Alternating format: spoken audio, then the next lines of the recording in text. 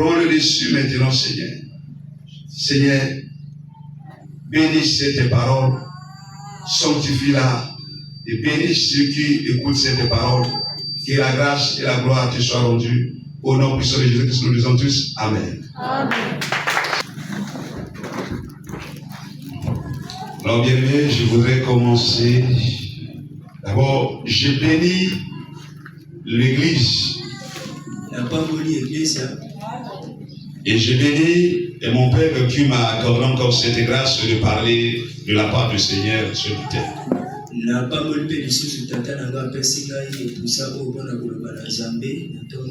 Et que Dieu vous bénisse tous. Alors bien aimé, je voudrais commencer par, je vais dire quoi? Une proverbe.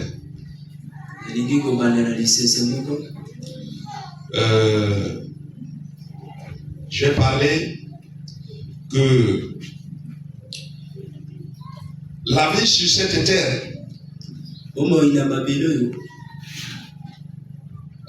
est comme, je disais, c'était un proverbe, excusez. Je voudrais dire, la vie sur cette terre, je voudrais dire la vie sur cette terre est comme une barque dans un fleuve.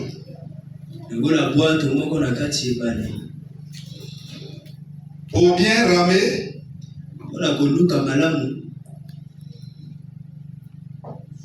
il faut que vous ayez la force. Sinon, vous allez se laisser emporter par le vent.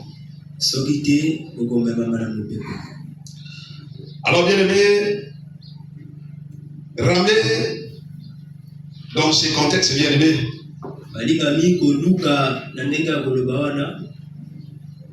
n'est autre que l'image de la marche sur cette terre.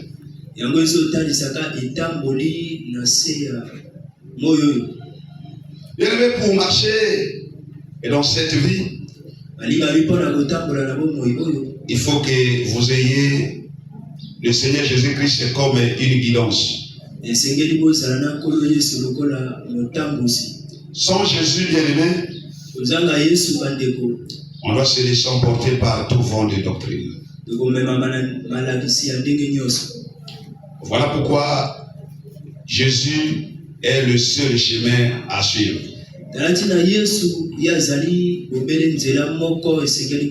On va peut-être découvrir cela après.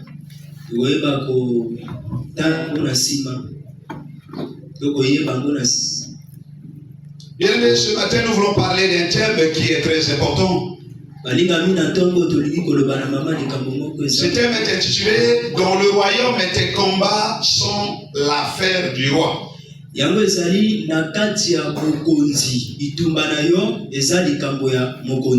le royaume, tes combats sont l'affaire du roi. Et le sujet, c'est connaître Dieu pour mieux le servir. Si on ne connaît pas ce Dieu-là bien-aimé, on ne va pas bien le servir. D'où ces proverbes que je viens de donner. Alors bien-aimé, c'est quoi le royaume? On ne peut pas parler du royaume sans qu'on parle du roi.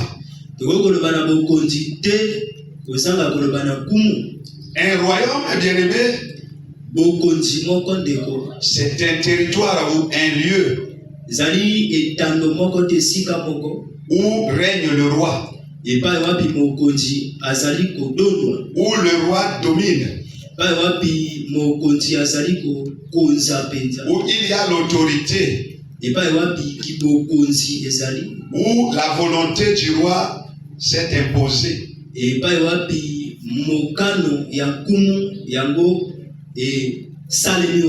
Où la volonté de Dieu s'impose. Alors pour vivre dans ce royaume bien-aimé, il faut que ses habitants doivent se laisser dominer par ces règnes, par cette autorité et par sa volonté. C'est-à-dire tous ces habitants ne sont pas indépendants. Ils dépendent de ce roi. Alors bien aimé, nous savons que dans ce pays ou dans ce monde, il y a des rois. Quand je prends le pays comme l'Angleterre, je crois même celui sur Congo, quand vous allez chez le roi Makobo, vous allez voir que la décoration de sa maison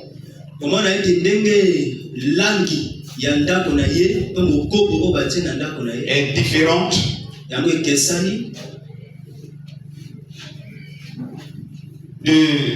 du président de la République.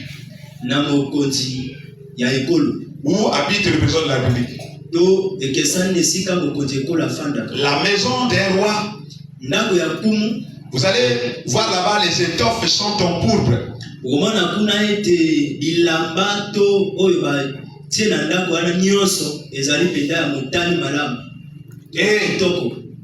Et sa maison est ornée par la matière première qu'on appelle l'or. C'est comme ça que nous pouvons décrire la beauté du royaume. Ça, c'est le royaume physique. Mais il y a aussi un royaume spirituel. Oh, bien aimé, si nous avons des rois dans ce monde, c'est qu'il y a un roi qui a établi ces rois.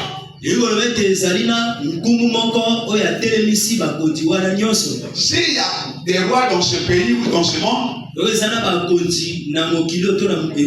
quelque part, il y a un roi qui est au-dessus de ces rois. Et qui les a établis. Et ce roi-là s'appelle le roi de rois Jésus-Christ. Donc le royaume que nous parlons ici, il s'agit du royaume des cieux.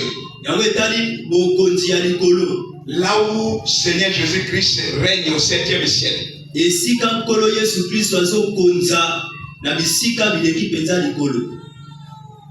Le livre d'Apocalypse 19, le verset 16, nous confirme que c'est Seigneur Jésus-Christ, il est le roi des rois. Alors posons-nous la question, pourquoi ce roi-là était envoyé sur cette terre? Pourquoi il était venu sur cette terre? Et pour en trouver la réponse, bien aimé,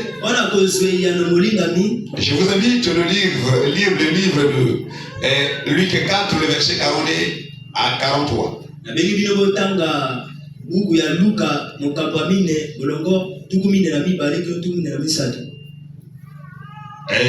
Excusez-moi, nous pouvons lire là-bas.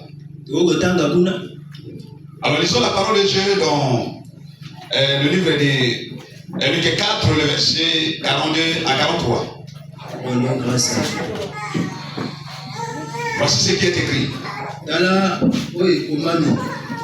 Dès que le jour parut, Il est sorti et alla dans un lieu désert. Une foule de gens se mirent à se rechercher. Non, à sa recherche, pardon. Et arrivèrent jusqu'à lui. Ils voulaient le retenir afin qu'il ne les quittât point. Mais il leur dit, il faut aussi que j'annonce aux autres villes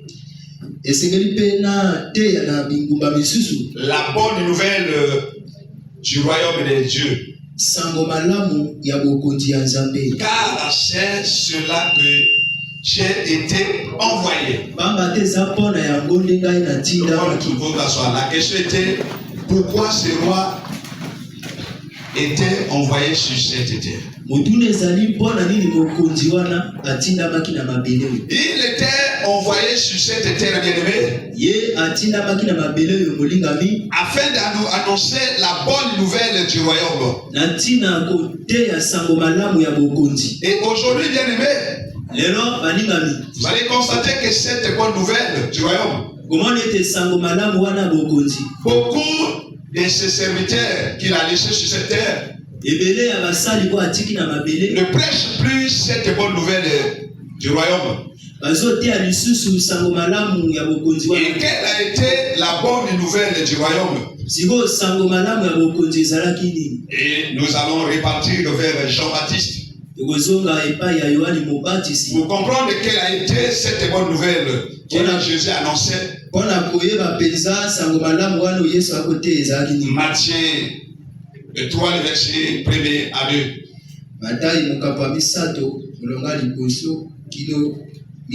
Matthieu 3. En ce temps-là, parlait Jean-Baptiste,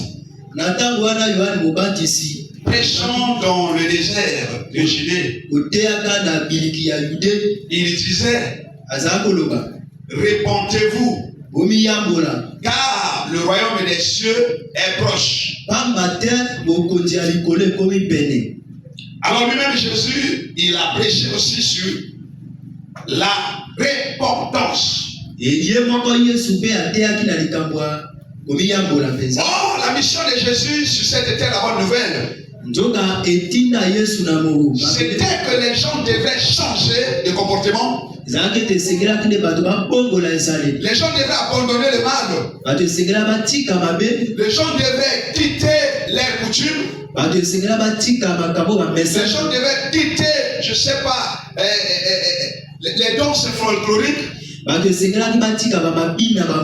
gens devaient quitter les totems et suivre le royaume. Et suivre le Seigneur Jésus-Christ. Et Jésus-Christ lui-même, il est venu. Il a prêché aussi sur cette nouvelle. Il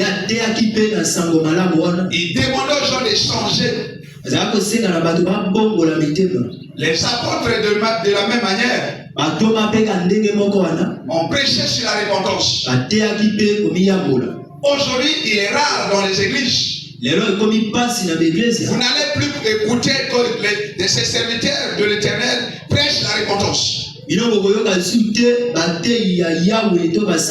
notion de la repentance, on n'en parle plus dans l'église. Oh, la mission de Jésus, la mission de Jean-Baptiste, la Bible dit que c'est pour cela qu'il a été envoyé. Et que les gens devraient changer la direction. C'est ça la repentance. La repentance, ça veut dire changer la direction. Revenir vers. Je partais de l'avant. Au lieu de continuer cette voie-là, je dois faire un demi-tour. Je dois faire un demi-tour vers le Seigneur. Le Seigneur Jésus-Christ, il voudrait que les gens changent leur comportement afin de les suivre. Mais aujourd'hui, ce n'est pas le cas. Ce n'est pas ce que les églises nous prêchent aujourd'hui. Oh Seigneur Jésus-Christ a besoin que nous puissions changer. Il ne veut pas que nous demeurions dans un même endroit. Oui, c'est par exemple, bien-aimé. Aujourd'hui, vous allez voir que les gens qui viennent à l'église, ils se disent les chrétiens, ils ne veulent pas se repentir. Ils ne veulent pas changer là-dessus. Mais ils veulent suivre le Seigneur Jésus-Christ. C'est comme quelqu'un m'appelait.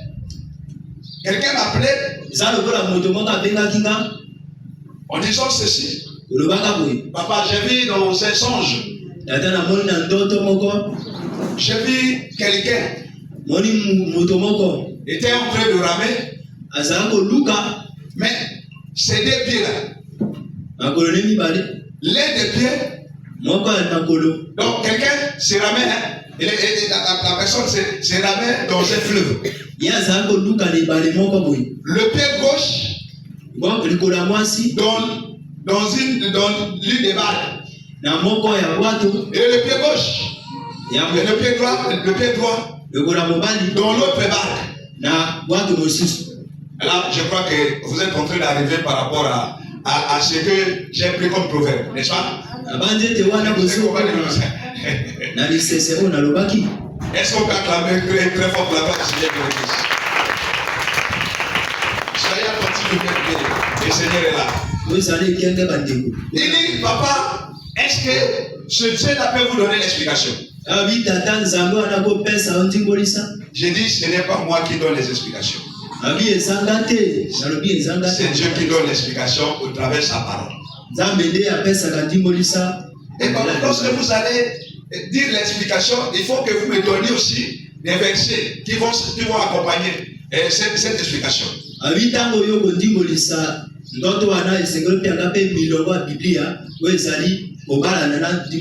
dis, regarde, la barque représente la vie. L'autre pied dans une barque. Et l'autre dans l'autre barque. C'est quelqu'un qui emmène une double vie.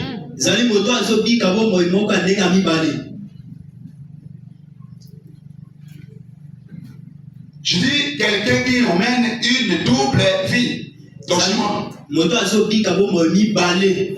C'est quelqu'un qui veut associer Dieu et la vie mondaine. Oh, lorsqu'on veut marcher comme ça, on ne va jamais atteindre notre destinée. Ah, pour lui donner l'explication biblique selon la prophétie. La Bible dit l'homme ne peut pas servir deux maîtres.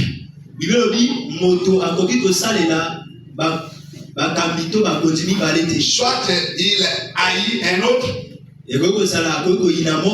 ou soit il marche avec l'autre. Alors bien aimé, c'est un problème de choix.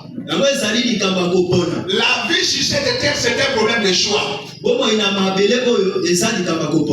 faut savoir choisir, bien aimé. Et le choix de tout un chacun détermine son lendemain. Il faudrait pas que c'est l'église. Il y a ces gens-là, bien aimés, qui viennent à l'église. Ils emmènent une double vie. À des fois, lui, il vient ici, il prie. Quelque part, il est là-bas dans les danses folkloriques. Quelque part, là-bas, on parle des ressortissants de sais pas d'un bon moment. Quelque part, là-bas, Et la personne, ou soit la personne aille consulter Bélial. Oh, ce n'est pas bon. Un enfant de Dieu doit savoir faire le choix. Voilà pourquoi Josué, en comprenant cette histoire, il disait aux Israélites qu'aujourd'hui, vous allez choisir ou soit le Dieu que servaient vos pères de l'autre côté, mais moi et ma famille nous servirons l'Éternel. Un enfant de Dieu doit savoir faire le choix. Et lorsqu'on fait le choix, il faut savoir bien faire la décision. Il faut savoir prendre la décision. Après avoir pris la décision, bien aimé, il faut savoir emmener une vie. Une vie qui plaît à Jésus. Savoir mettre l'ordre et la discipline pour savoir et pour marcher avec Jésus-Christ. Alors aujourd'hui, bien aimé, Jésus-Christ, il annonce la repentance. Les gens viennent à l'église, bien aimé. Les gens ne changent pas. Les gens demeurent dans la même position. Mais aujourd'hui même, ceux qui prêchent la parole, ils ne prêchent plus la repentance. Mais pourquoi ils ne prêchent pas la repentance? Pourquoi, posons la question, pourquoi ces gens-là ne prêchent pas la repentance? La réponse nous est donnée dans le livre de Matthieu 23, le verset 13. Lisez d'abord là-bas. Lisez là-bas pour comprendre pourquoi ces gens-là n'annoncent plus la bonne nouvelle que Seigneur Jésus-Christ a laissé. Matthieu chapitre 23, verset 13. Verset 13. Malheur à vous, scribes et pharisiens hypocrites.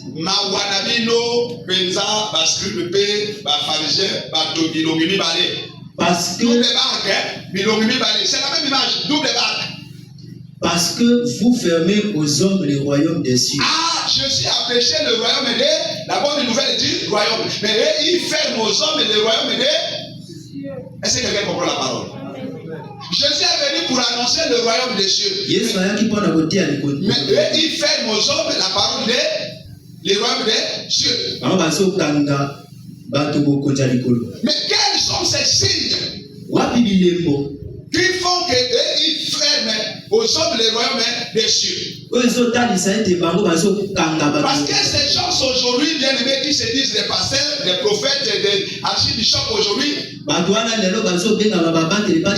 prêchent pas la repentance, mais ils prêchent le mariage, ils prêchent le voyage, ils prêchent la délivrance, ils prêchent la guérison, ils prêchent d'autres choses contraires. Jésus-Christ n'a pas prêché. Pourquoi Jésus-Christ n'a pas prêché cela? Pourquoi les apôtres n'ont pas prêché cela? Parce que Jésus-Christ, lui c'est le royaume des cieux. Lorsqu'on a le royaume bien aimé, toutes ces choses en mon nom. En Jésus-Christ nous avons la paix. En Jésus-Christ nous avons le mariage. En Jésus-Christ nous avons la délivrance. En Jésus-Christ nous avons la guérison. En Jésus-Christ nous avons la paix. En Jésus-Christ nous avons les voyages. Mais il ferme aux autres de ne pas prêcher la repentance. Parce qu'eux-mêmes ils sont coupables. Alors bien continuez à lire Matthieu 7, le verset 21. Pourquoi le verset 21? Lisez Matthieu 7, le verset 21. Matthieu 7. Nous allons constater quel est devenu ces gens-là. Aujourd'hui, ces gens-là prêchent des miracles. Vous allez voir, il faudrait que Dieu nous aide.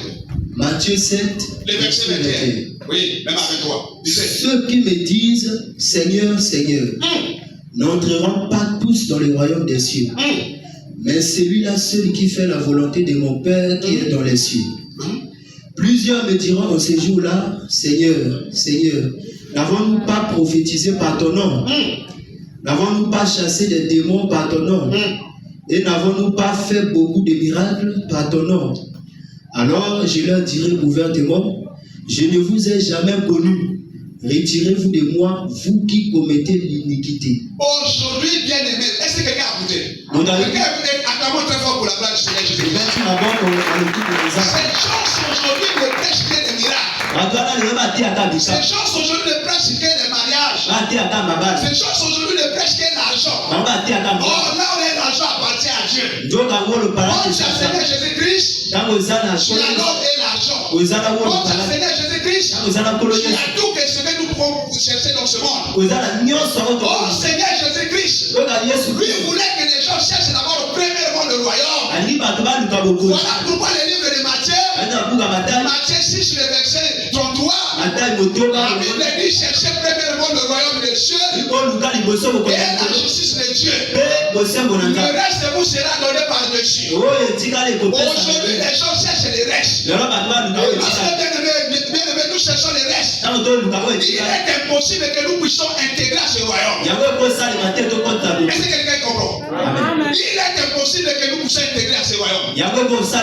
Or, si nous avons Jésus-Christ, même les restes là. Parce que dans le royaume, il y a aussi ces restes là. Parce que qui a créé ces restes? Ces restes là, tout a été créé par qui? Tout a été créé par qui? Le livre de Colossiens nous montre cela. Colossiens 1er verset 16 à 17. Il a créé toutes choses. Les choses invisibles et celles qui sont visibles. Tout ce que nous sommes en train de chercher dans ce monde, lorsque nous sommes dans le royaume, ces choses nous allons en avoir. Le thème dit, dans le royaume, tes combats sont l'affaire de Dieu. Est-ce que toi tu es dans le royaume? Est-ce que moi je suis dans le royaume? Pour que nos affaires, pour que nos combats deviennent l'affaire de Dieu. Alors bien, je voudrais vous prendre une image. Est-ce que si l'État congolais est en guerre avec la RDC, c'est toi et moi nous allons combattre? Et c'est toi et moi nous allons combattre?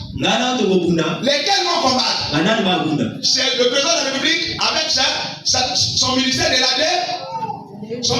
Défense. Le président de la République va envoyer le ministère de la Défense et le ministère de la Défense envoie des militaires pour combattre en faveur de l'autre pays. Donc, si nous sommes dans le royaume, ce n'est pas toi qui vas combattre, mais c'est ce Dieu et les anges qui vont combattre à ta place. Notre Dieu s'appelle Jéhovah Sabaoth. Ce qui signifie l'Éternel des armées. Bien aimé, nous venons à l'église. Aujourd'hui, bien aimé, et beaucoup de gens parlent toujours des miracles, parlent de ces choses que le Seigneur Jésus-Christ n'attend pas. Et il cache les gens. Il ne veut pas préparer l'épouse. Mais il veut, dites-moi, depuis qu'on nous a prêché ces choses-là, depuis qu'on nous a passé à la délivrance, mais vous regardez que les choses sont pires, les gens ne changent pas. Mais pourquoi? Vous savez pourquoi? Vous savez pourquoi? Parce que les gens ne sont pas affranchis. Les gens ne sont pas affranchis. Les gens n'ont jamais rencontré le Seigneur Jésus-Christ. Lorsqu'on rencontre le Seigneur Jésus-Christ, la Bible dit que vous êtes réellement libérés. Vous êtes réellement libérés. Mais ces choses-là ne sont que des captifs et ils ne sont jamais libérés. Parce que c'est le même scénario que nous sommes en train d'assister. Et ceux qui prêchent les restes bien élevés, ils demeurent toujours dans la religion et dans l'église. Ils ne vont jamais demeurer dans la religion et dans l'église. Jésus n'est pas dans la religion et dans l'église. Jésus est dans le royaume. Est-ce que quelqu'un comprend? Otalo Jésus est dans le royaume. Yesu aza na bokonzi. Il n'est pas dans la religion et dans l'église. Ye aza na Et biya. dans la religion, on va vous présenter quoi? L'église va vous présenter quoi? L'église otasa Les bougies. ba bougie, Les bougies. ba bougie. Je sais pas, les vitalos. Na yite ba Les vitalo, l'eau ou quoi, je sais pas. Les trucs comme ça. ba mafuta nyonso. Mais ce n'est pas ce que notre église moderne a fait. Eza te o Kristo asali. Mais comment vous pouvez imaginer que je sais pas, dans toute l'église, Leli bino bo ba nzete l'église. tout le monde souffre de la même maladie. Bato nyonso bazo kyo Mais je sais que tel que nous sommes venus ici, il y a ceux-là qui sont venus pour la guérison. Il y a ceux-là qui sont venus, je sais pas, pour le cas de sa famille. Ceux-là sont venus pour le mariage.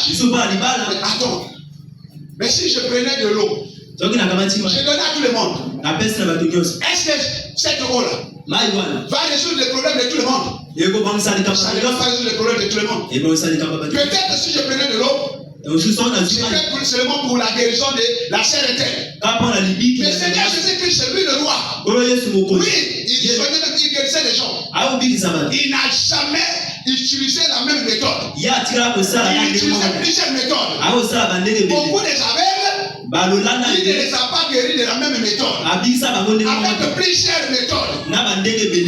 Mais nous, aujourd'hui, nous gardons les mêmes méthodes. Des choses archaïques. On ne change pas parce que nous cherchons toujours les restes. Oh, lorsque bien-aimés, nous sommes dans le reste, on ne pourra jamais rentrer dans le royaume. C'est ces restes qui nous empêchent à rentrer dans le royaume. Voilà pourquoi Seigneur Jésus s'est dit, cherchez premièrement le royaume, le ciel et la justice de Dieu. La justice de Dieu, bien-aimé,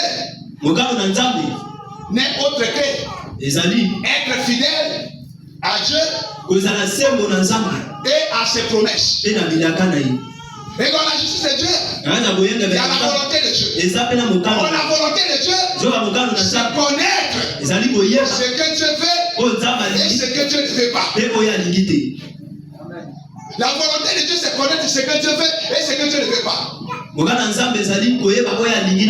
lorsqu'on ne connaît pas ce que Dieu veut et ce que Dieu ne veut pas, nous sommes comme une barque dans un fleuve. Et nous sommes comme cette personne que je viens de donner l'image. L'autre pied dans l'île de barque et l'un des pieds dans l'île de barque aussi. Et ce ne serait pas normal. Il faut connaître la volonté de Dieu pour bien les servir. Qu'est-ce que Dieu veut et qu'est-ce que Dieu ne veut pas. Nous devons chercher Jésus. Nous ne devons pas rester dans le reste. Et vous allez voir bien aimé, il y a beaucoup des enfants de Dieu qui viennent à l'église, qui se disent des chrétiens. Et ils n'ont jamais goûté le royaume. Ils n'ont jamais goûté le royaume. Ils chantent à l'éternel. Ils prêchent la parole à l'éternel. Tel que je le fais comme ça. Mais jamais goûté. Jamais goûter le royaume. Vivre la beauté du royaume. Vivre la gloire du Seigneur. Bien aimé, beaucoup viennent à l'église. Dès que nous sommes ici, il y a certaines personnes qui sont restées dehors. Il y a c'est tu es à l'église mais tu es dehors. Tu n'es pas dehors, tu n'es pas rentré dans le royaume. Alors bien aimé, regardez le paralytique. Nous allons lire là-bas. Je vais vous montrer qu'il y a des gens qui viennent à l'église, mais ils restent dehors. Il y a des gens qui chantent Jésus, ils restent dehors. Il y a des gens qui prêchent Jésus, ils restent dehors. Acte 3, bien aimé. Le verset premier. Oui, on peut y arriver là-bas. On peut y aller. Acte 3, verset 1er. Lisons, frère. Pierre et Jean montaient ensemble au temple à l'heure de la prière. c'était la 9e heure. Il y avait un homme boiteux de naissance qu'on portait et qu'on plaçait tous les jours à la porte du temple appelé la Belle, pour qu'il demande l'aumône à ceux qui ont... Retenez ce bout de phrase là. Pour que cette personne demande quoi? Demande quoi? L'aumône. D'accord. Retenez là. Souvenez, s'il vous plaît. On y va. Cet homme, voyant Pierre et Jean qui allaient y entrer, leur demanda l'aumône. Pierre, de même que Jean, fixa les yeux sur lui et dit, regarde-nous. Et il les regardait attentivement, s'attendant à recevoir d'eux quelque chose. Alors Pierre lui dit, je n'ai ni argent ni or, mais ce que j'ai, je te le donne. Au nom de Jésus-Christ. Souvenez au nom de Jésus-Christ. Au nom de Jésus-Christ de Nazareth. Souvenez au nom de Jésus-Christ. Lève-toi et marche. Et le prenant par la main droite, il le fit lever. Au même instant, ses pieds et ses chevilles devinrent forts, fermes. D'un saut, il fut debout et il s'est mis à marcher. Il entra avec eux dans le temple. Soulignez là. Il entra avec eux dans le temple. Oui. Marchant, sautant et louant Dieu. Arrête, tu peux t'arrêter là. Regardez dans cette histoire, c'est que nous allons retenir au moins 3 choses. Regardez ce paralytique, il venait devant la belle porte qui était l'image de l'église. Et chaque jour pendant qu'on prêchait la parole de Dieu, il écoutait la parole de Dieu. Il était dehors, mais il écoutait la parole de Dieu. Mais il n'entrait jamais. Il écoutait la parole de Dieu. Mais qu'est-ce qu'il s'attendait pour lui? Il s'attendait qu'on lui donnait quelque chose. Oh, ça donne quelque chose. Ça donne au reste. Lui, il s'intéressait au reste. Mais il ne s'intéressait pas à Jésus-Christ. Lui,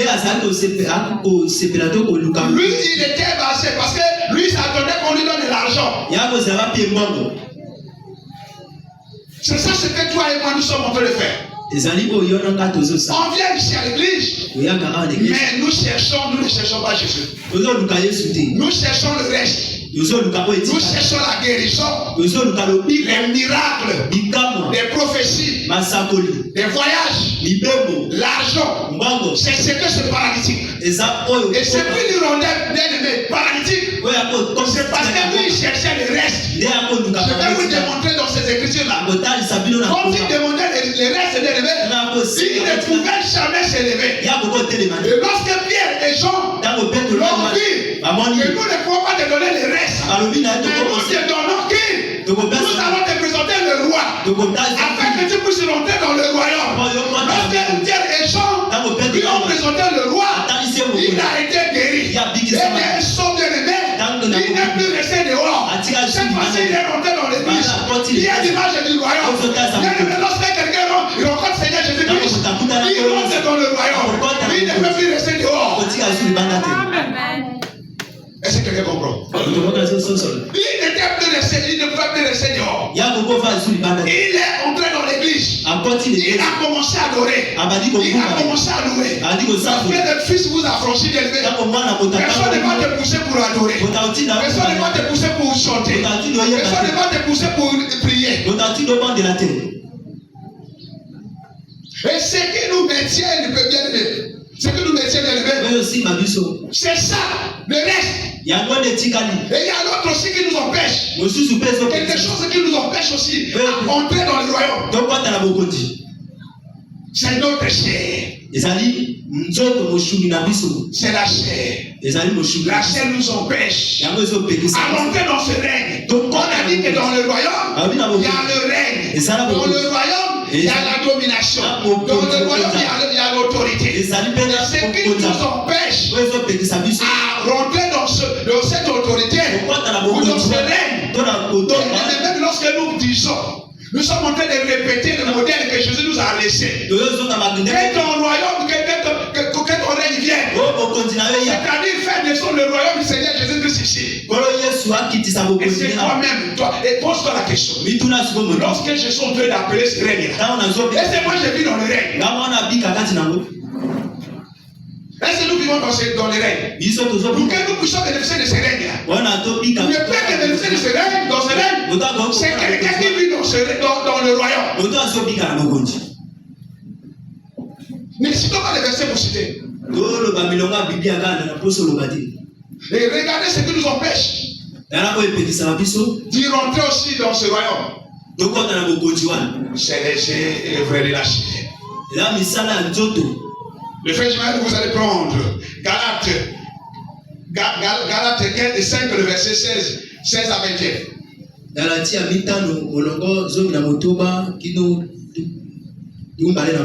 Lisez là-bas. Je dis donc, marchez selon l'esprit, et vous n'accomplirez pas les désirs de la chair. Car la chair a des désirs contraires à ceux de l'esprit.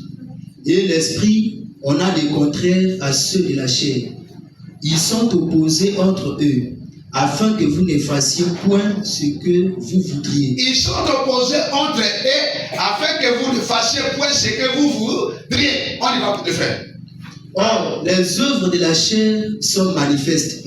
Et moi, ça va. Okay. Ce sont l'impudicité, l'impureté, la dissolution, l'idolâtrie, la magie, les inimitiés, les querelles, les jalousies, les animosités, les disputes, les divisions, les sectes, l'envie, l'ivrognerie, les excès des tables et les choses semblables. Je vous dis d'avance, comme je l'ai déjà dit, que ceux qui commettent de telles choses n'hériteront point le royaume de Dieu. Jésus est venu annoncer le royaume de Dieu sur cette terre. Mais il dit, ceux qui commettent de telles choses ne peuvent pas hériter le royaume de Dieu. Voilà pourquoi ces gens qui prêchent aujourd'hui, et tous ceux qui demeurent dans ces choses-là, ils ne peuvent jamais rentrer dans la présence de Dieu. Ils ne peuvent jamais rentrer dans le règne de Dieu. Ils ne peuvent jamais bénéficier de cette volonté de Dieu là.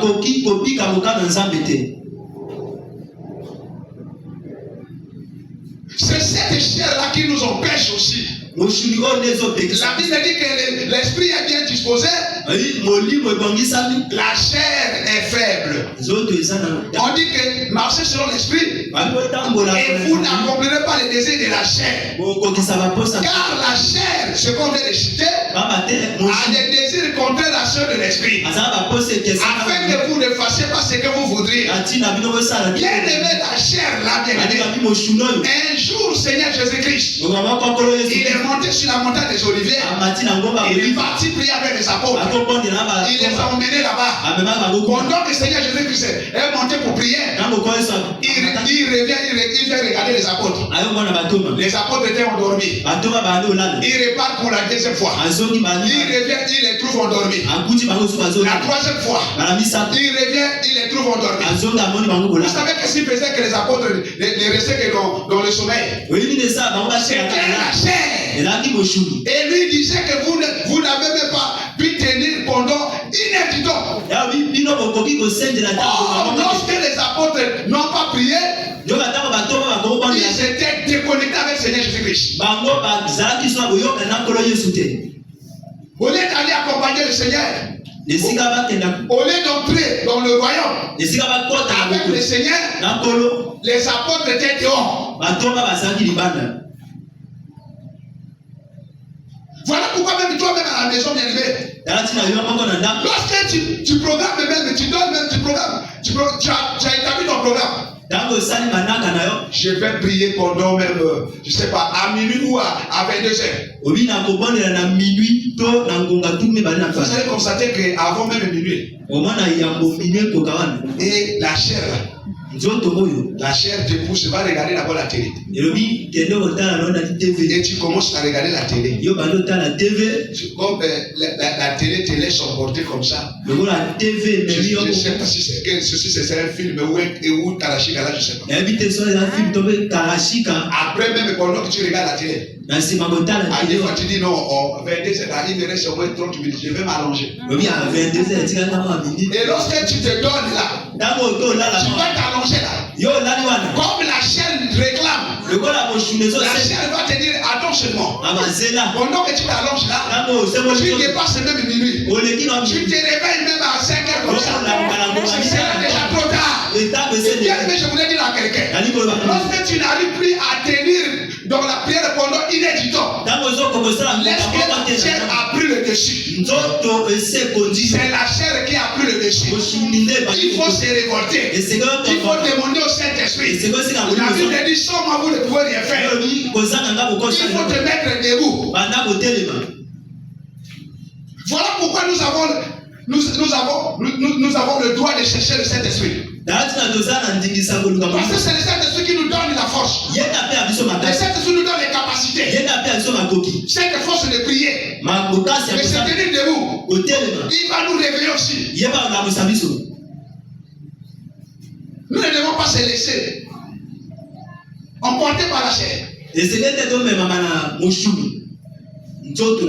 Sinon on ne va rien faire dans cette vie. Sinon on ne va jamais vivre la gloire du Seigneur.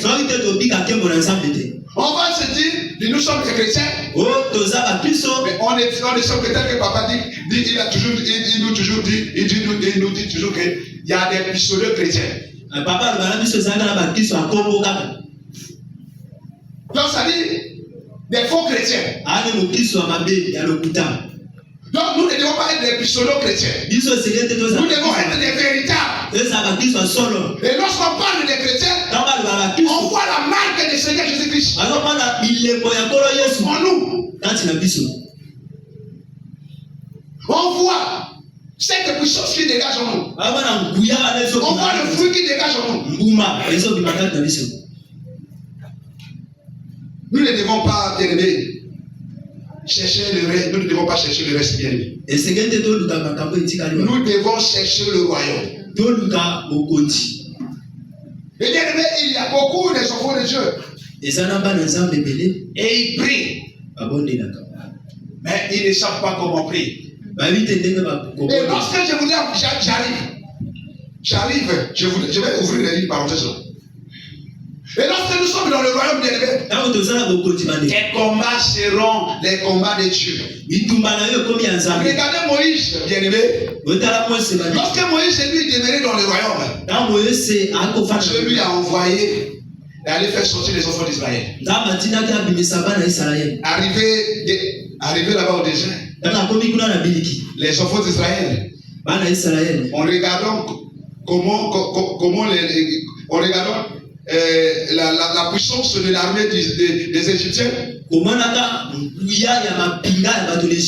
Combien de fois les Égyptiens les poursuivaient? En regardant seulement le nombre, la taille, ils ont commencé à pleurer.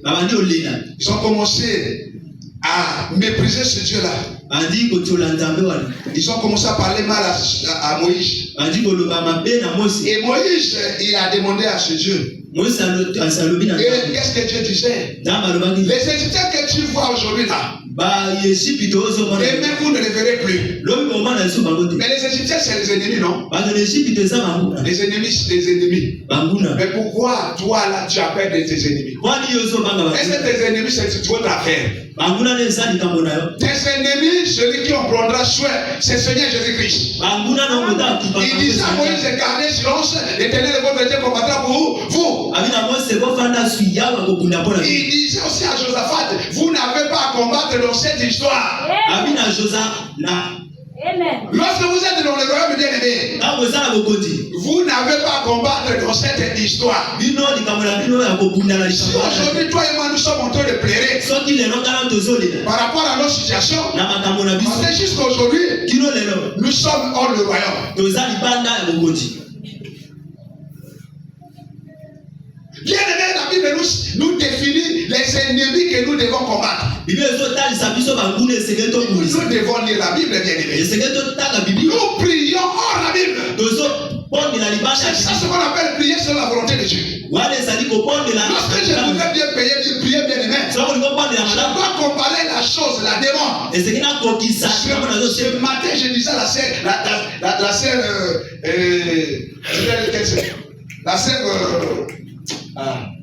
Marlette.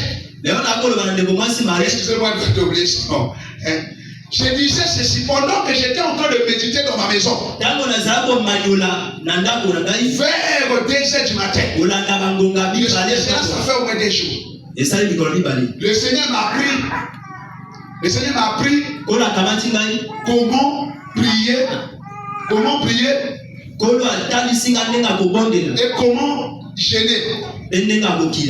Et comment nos requêtes et nos demandes puissent être agréables et exaucées à Dieu. Il m'a appris ça personnellement. Je n'ai pas regardé dans la télé, ni que quelqu'un m'a parlé. Mais le Seigneur m'a appris cela. Pendant que je priais bien aimé, je vais vous dire que lorsque vous êtes dans le royaume, Dieu ne va vous cacher absolument rien. Ce Dieu n'a pas vous montrer quelque chose. Le Seigneur me dit ceci pendant que j'étais en train de prier. C'est comme une voix qui sonnait dans mon cœur. En disant, là tu es en train de prier. Pour toi c'était les dialogues. Voilà pourquoi on dit que la prière c'est un dialogue. La prière n'est pas monotone. C'est un dialogue. Lorsque vous priez, vous pouvez aussi poser des questions. Pendant que j'étais en train de prier, le Seigneur m'a posé une question. J'ai entendu une voix qui me dit, François, toi tu es en train de prier, non? J'ai répondu oui, Seigneur. Il dit d'accord. De la même façon que toi tu es en train de prier. Tu es en train de m'envoyer des requêtes et des demandes. Des requêtes et des demandes. J'ai dit oui, Seigneur.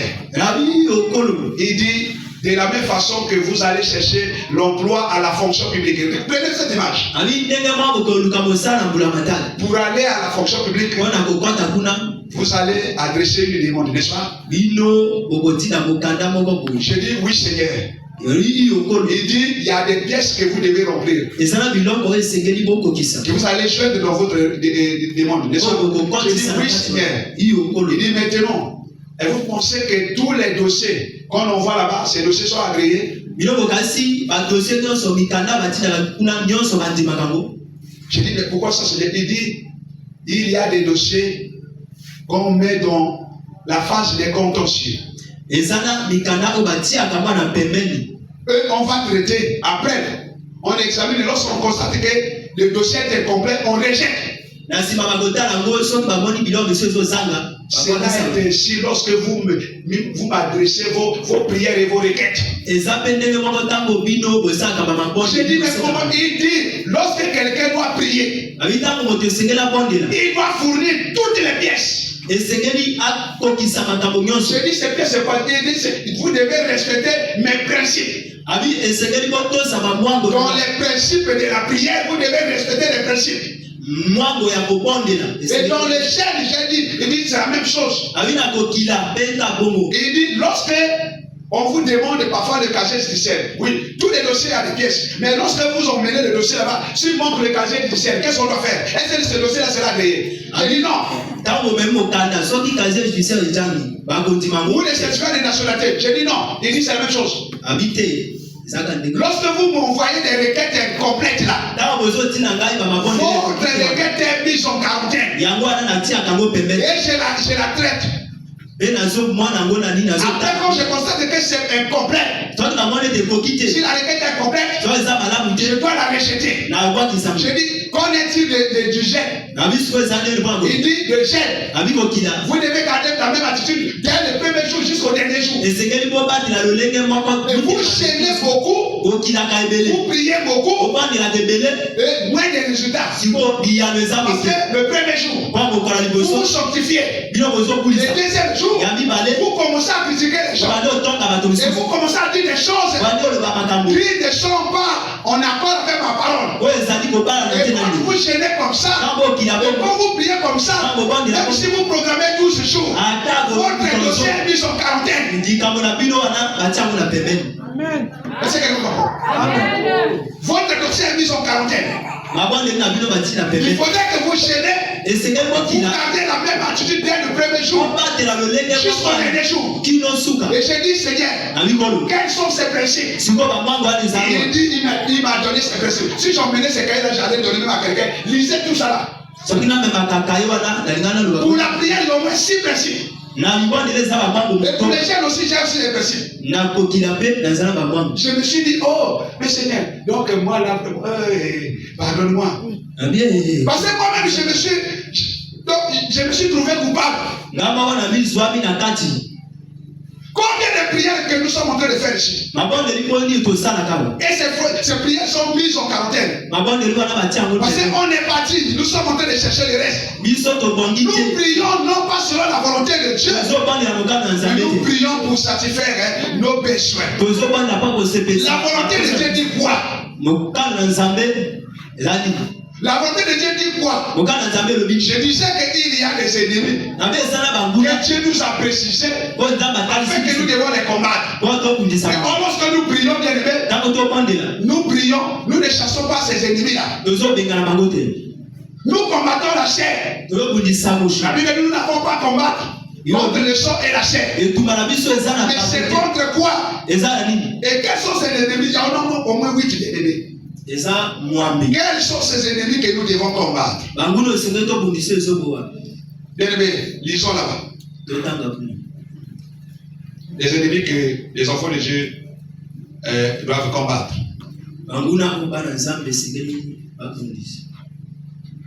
Lisez Éphésiens. Éphésiens 6, prenez le verset 12.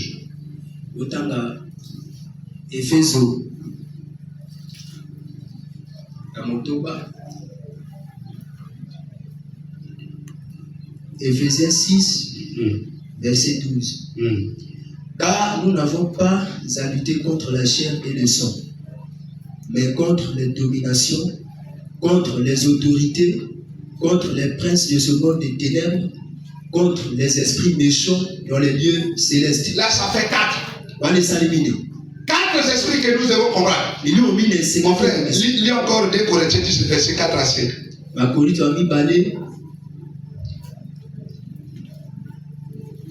Je vais vous ajouter encore d'autres choses que nous devons combattre dans nos prières.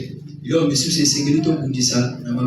parle des dominations, les autorités, les princes de ce monde, mais n'oubliez pas que c'était Jésus qui se disait que le prince du monde vient. Vous connaissez le prince du monde, non? C'est Satan. Les esprits méchants dans les lieux célestes. On n'a pas dit que vous allez combattre votre maman, votre papa, votre oncle. Non, si les sorciers, si les magiciens, c'est des esprits que nous devons combattre. L'esprit qui nous anime, que nous allons combattre. Nous allons détruire ses œuvres. Et non lui comme la chair. Mon frère, lis là-bas. 2 Corinthiens 10, oui. Verset 4 et 5. Verset 4 et 5.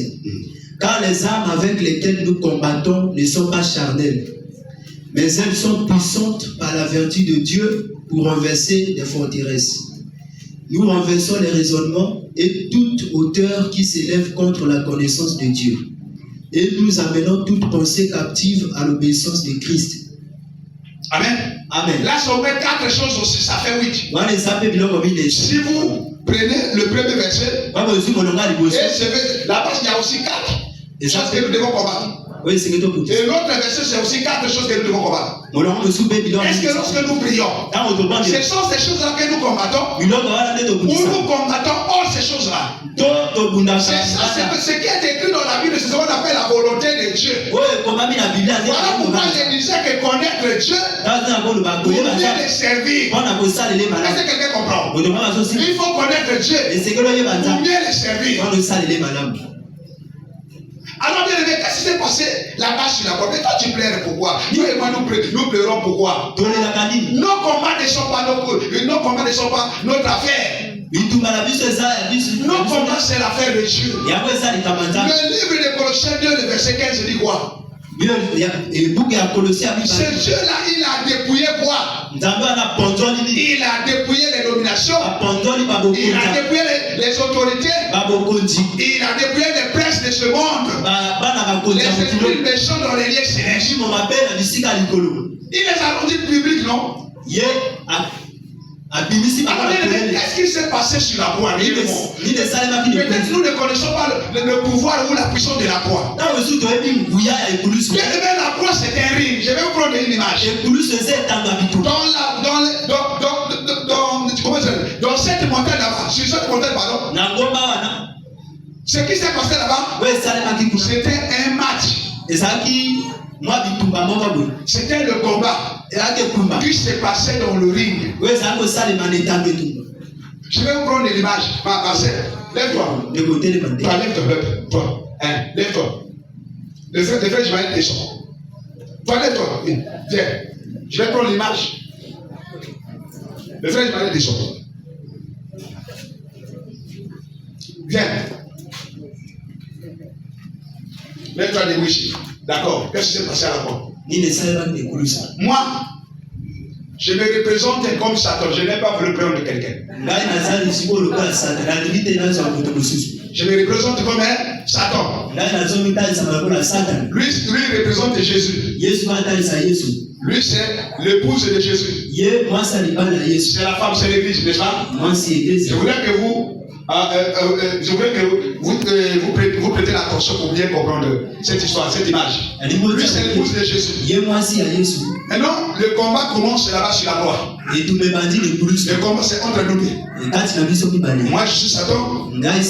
Lui, c'est Jésus. Et le premier jour, je lui donne un coup là. Au niveau de la bouche, le sang commence à couler. Je lui pèse, je ne sais pas, c'était quoi? Le salaire. Le sang commence à couler. La femme commence à faire quoi? Appeler. Suivez cette histoire. La femme commence à pleurer pour son mari.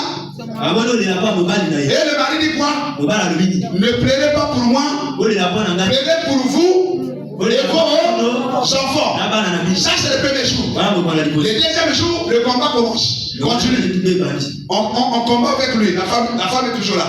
Ça, c'est le ring, c'est une image. Le deuxième jour et le troisième jour, le combat continue. Et lorsque le combat continue, lui vient, lui Jésus, il ravit les clés auprès de moi. Les clés de la mort et du séjour de la mort. Il prend les clés. Le troisième jour, il ramène ça.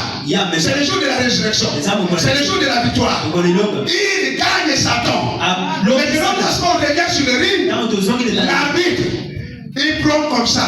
Quand il veut soulever la main, au lieu de soulever la main de Satan, qui avait donné le premier coup, qui avait donné le premier coup, le premier jour, qui se croyait victorieux, mais lorsqu'on soulève la main, on soulève la main de Jésus. Il est victorieux. Il a vaincu les dominations, les autorités, il les a dépouillées. Maintenant, lorsque Jésus vient, il prend la coupe, il donne à qui? Il prend la coupe, il donne à qui? Il donne à sa femme. Il donne la coupe à sa femme. La Bible dit, nous sommes le plus vainqueurs. Jésus est vainqueur. Nous sommes le plus vainqueurs. Quand il est vainqueur, nous sommes le plus vainqueurs. Est-ce que quelqu'un comprend? C'est ça qui se passe dans la croix. Il faut chercher ce que Jésus-Christ. Nous sommes le plus vainqueurs. La celui qui nous a aimés. Mais pourquoi tu t'appelles Satan? Et lorsque lui vient, c'est pas fini l'image. Maintenant, pour que la femme donne, ça c'est la coupe. Tiens, comme ça. Pour que la femme puisse conserver la victoire, il faut que la femme s'attache à son mari. Maintenant, Arrivez vers moi. Arrivez. On prend l'image. Vous voyez? La coupe est là, non? Le mari est là. Le mari est là. Est-ce que moi, Satan, je pourrais attaquer la femme? Non. Pourquoi? Parce que son mari est là. Et lorsque la femme lâche le mari, maintenant, viens, arrive. Comme le mari n'est pas, moi, Satan, je vais faire quoi? Je vais attacher, je vais attaquer. Oh, la femme, pour conserver la victoire, et elle doit rester attachée à son mari. Elle doit rester attachée à son mari. Tu restes attaché à ton mari, tu conserves la coupe. Est-ce que quelqu'un a compris? Vraiment très fort pour la mort. Toi, tu es la femme de Jésus. Tu es l'épouse de Jésus. Toi, tu es plus que vainqueur. Alors, bien aimé, comment faut-il faire pour entrer dans le royaume? Comment faut-il faire pour entrer dans le royaume? Comment faut-il faire pour entrer dans le royaume afin que nos combats deviennent l'affaire de Dieu? Comment faut-il faire pour entrer dans le royaume afin que nos combats deviennent l'affaire de Dieu? La première chose, il faut se séparer de tout ce qui est charnel. Se séparer de tout ce qui est charnel. Je vais vous donner le verset que vous allez lire dans la maison. Éphésiens 5, le verset 3 à 5.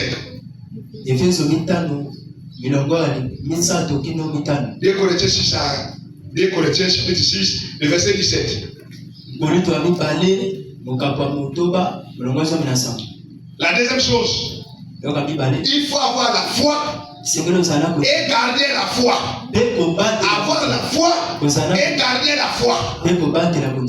Ah oui, c'est des choses bien différentes. Avoir la foi et garder la foi. Luc 18, le verset 6 à 8.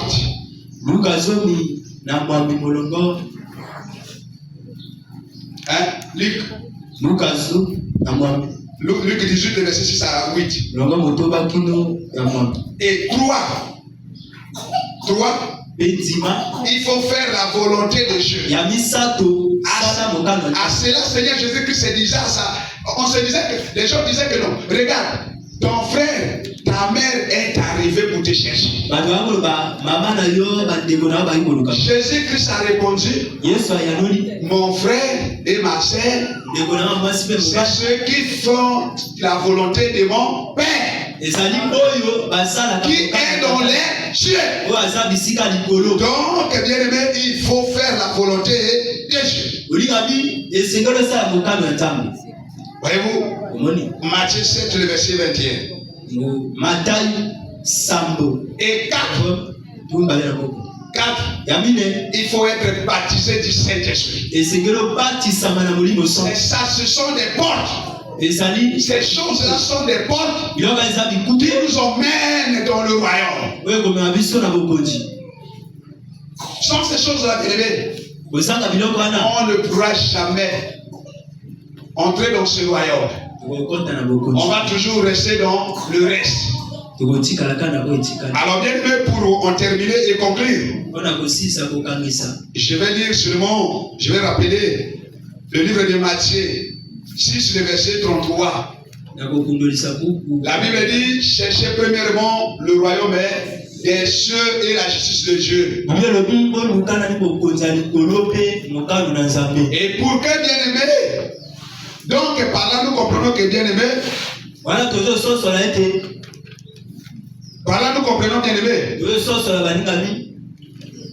pour que nos combats